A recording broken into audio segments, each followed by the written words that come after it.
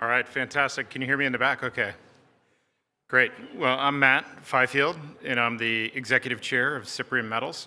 We have the Nifty Copper Complex as our flagship asset. This is brownfields copper in Western Australia, and we're moving very quickly as a near-term producer. Show you a little bit more about what we're up to.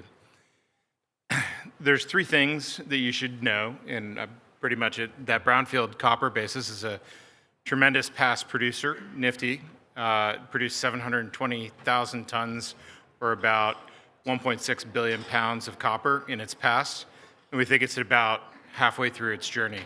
So we're in the process of teasing out its production future. And then all around it, this is sedimentary copper. The style means that where you find some, you find more. And so we've got pervasive tenements up and down the west side of Paterson district, and quite a lot to tease out in the future for the growth of the complex. The second is that we're really focused on a near-term cash flow plan that's pretty simple and unambitious in scale. That's reflective, I think, of the nature of the project, which we'll get into, but it's also very strategic for us. It's a kind of a one-year payback, $40 to $60 million of cash delivered to the company from a pretty modest investment. And we're working with Glencore as our offtake partners and McMahon as our production partners in that. And then I think the third piece is that we just went through a transformative equity raise, and so we're fully capitalized to undertake this process. And thanks to the many supporters in here that helped us on that journey. So a little bit about Cyprium. We also, as a part of our capital raise, we had a share consolidation. So the figures you see behind us or behind me are more reflective of that. Post the equity issuance, we're about a $200 million market cap company. We're in that spot of breaking out into small cap land from our previous history was sort of going through the reset and trying to articulate a clear vision and then finding the support to get us where we need to go. We do have debt on our balance sheet, but at the moment we also have quite a bit of cash. So we're in a net debt, effectively a net cash position right now. And come see me if you want to learn more about the balance sheet and our plans to address it. But fundamentally, between the cash on our balance sheet and the near-term cash flow that's coming from our first project, we think we'll be able to, to meet that along the way pretty well. And then we've been supported. Nifty has had a checkered past, as we'll talk about in a second, as its underground phase ended. And I'm really pleased to say that in that equity raise, we received broad-based institutional support from the likes of Tribeca, Tenito Group, Paradise, and quite a few other sharp investors that see the potential of what we're doing. So within this, going back to the scale and the ambition of what we really have all of the tools already to grow a phenomenal copper company. We'll spend most of the time today talking about, in fact, once we get off this slide, we'll spend all of our time talking about Nifty. But the Nifty Copper Complex has got 75,000 tons of productive capacity on site. Its concentrator produced 50,000 tons a year of copper. Its SXEW produced 25,000 tons a year, peak year of copper. And so our challenge as a management team is to refurbish those, turn them back on, and then use the extensive resource base around Nifty to fill them as close as we can to their max capacity. So there's some practical limitations to that. We're starting small, but I think when you look back in a couple of years, you'll see that those small steps not only increased our organizational capacity to execute the plan, but also that we were able to achieve quite a lot in a short period of time because we have installed capacity, installed infrastructure, quite a lot of permits, the benefit of being a brownfield in Western Australia. Second, our growth project, we have a growth project called Murchison. It's about 80 kilometers away from Nifty. The scale of it is, it's 400 million tons, give or take, of copper near surface, flat lying, great geometry, some cobalt associated with it. And this is the type of thing that will attract premium partners beyond what we're doing at Nifty, which is near-term copper, the growth of this company over a staged period of time, this will end up being quite a big company. And then throughout the Paterson, our tenements show just repeated evidence of more mineralization from from a sedimentary copper perspective, and that's an area that over the next year, I think, as we're doing most of our focus is on reestablishing cash flow, but we need to do our maintenance drilling, and as we do our maintenance drilling, we have some tremendous shots on goal around areas that have seen little attention, but today make quite a lot of sense. Stepping back on Nifty, so Nifty is as I said, it's sedimentary copper. It's about a 60-meter stack of mineralized dolomites and shales. It was discovered sticking up out of the ground and by WMC, and then mined to where the oxides started to transition into sulfides.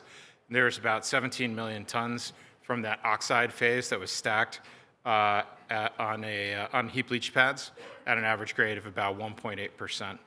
And then normally you would think that you just keep running your pit down this continued sheet of mineralization, but at the bottom you can see the yellowed circle areas with some arrows pointing at them. That was plus 4%, some areas 17%, just very super high grade at the bottom of the of the syncline. And so the decision was made correctly to make an underground mine. And so that operated for 10 years and produced 50,000 tons of copper a year until it basically ran out of grade and copper prices fell to the place where the underground mine was no longer economic. So what that's left us with on site is some of the remnants. We've got the SXEW plant, solvent extraction electrowinning plant, which processes oxides and transitionals into copper plate. And then we have the mill that we talked about. You can see that beautiful picture of it lit up at night. So what are we doing now? Step one, okay, we're gonna turn on the SXEW. This is a dry and arid environment. This last operated in 2008, but over the last 2.5 years, we've been going through an extensive relook. Mostly what we're doing is buying things like pumps, valves, and PLC controls. The infrastructure itself is quite solid, and we're going to turn on about a third of the productive capacity, call it nameplate of 8,000 tons, and expecting to get between 6,000 and 7,000 tons of copper per year out of that.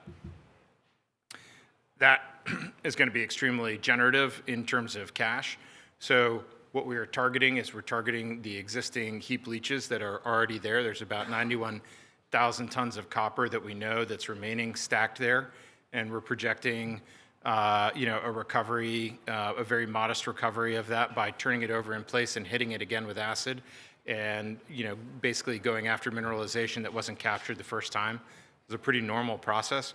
What that means for us is that the number of activities on site to generate this kind of cash flow is very low. We'll have 30 guys at a time working on the heaps, on the plants, feeding each other, and bringing acid to site. And so there's not really mining, crushing, screening, agglomerating, and a whole host of activities. So for us, it's actually a very simple project to get this up and going, and it's strategic from the cash flow nature, but it also gives us an operable process plant on site that we can then work to expand around. Copper price is good. It's also a great time to be doing that. And we can talk about the leverage to copper price later. But if I break down that project, there's really 4 things that are happening. Okay, the first thing is the old heap leaches basically rain and time, they degraded and they silted up all the ponds and infrastructures. And so we're digging those out and we're relining them to make sure that we're in that kind of compliant case. That's a piece of what's happening on site right now, and I'll show you in a moment what that looks like so you can visualize it. The second thing we would do is with a small excavator go and turn over. It's built in a series of 3 meters lifts, and you turn it over and hit it with acid. You can see on the below, let's see if I can manage. So you turn it over in place, it breaks up the old solution channels, and then you use dripper hoses to apply a weak sulfuric acid that causes the copper minerals to precipitate out.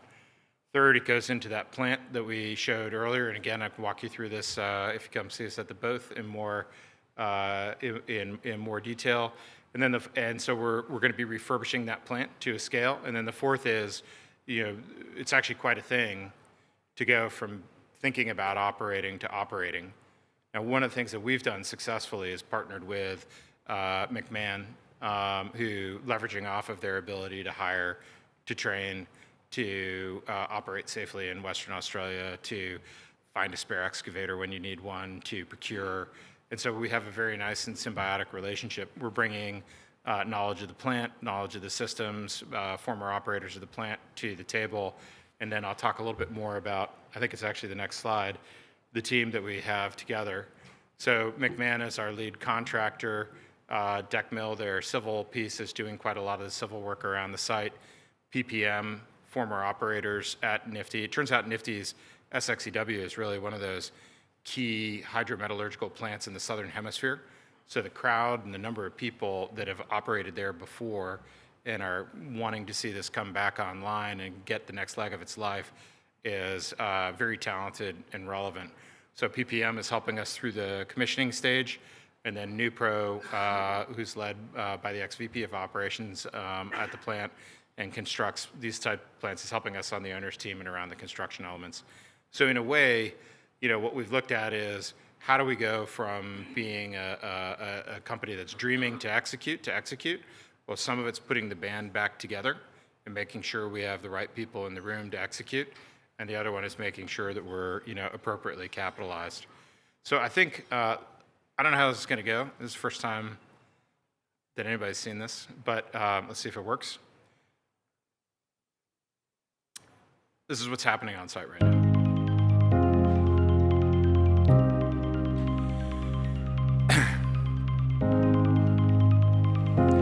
So what you can see in the background is you can see pads 4 is the tall one. Thank you. And then pads 3 and 2 are just on the right-hand side, and they've sort of rilled down, and the liners in those drainage areas have fallen away. And so over the last while, basically it's a very manual process. You come in, you excavate, you make sure that the bedding and the sub-bedding is ready to go, and then all of a sudden, bang, you line it, we're ready, okay? And then we have to reinstall the pipes and start the solution flow. And this is happening, it's about a 1.6 kilometer area. Same thing's happening in the ponds full of sediments. Clean them out, reline them, ready to go. But I thought I'd give you a sense just that there are things that are really happening today on site that are preparing us for the future, and it's exciting. And when you're kind of in those breakout moments, you learn quite a lot about what goes right on site and where you need to to get better in your planning and your other work. So we're excited about that. What'll come after the reestablishment of cathode production, which we expect to be around the middle of next year, is we're going to restart the open pit. And the open pit's got a couple layers to it. It's got a sulfide cap that we can use to expand the SXEW, an oxide cap that we can use to expand the SXEW. And then below that, a tremendous sulfide resource that we'll end up putting through this mill.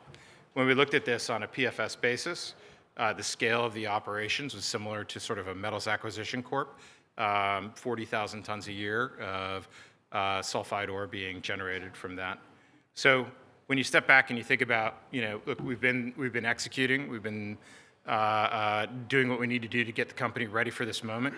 Now we're in this moment, so we're very focused on delivering this project that is strategic and important to us. And you should basically, I think, when I think about how you should judge us is, can we bring this project and start plating cathode, in the middle of 2026, and thereby transforming the company and unlocking all of the other potential within our assets. So thanks for your time and attention. Come see me if you have any questions, and appreciate your time.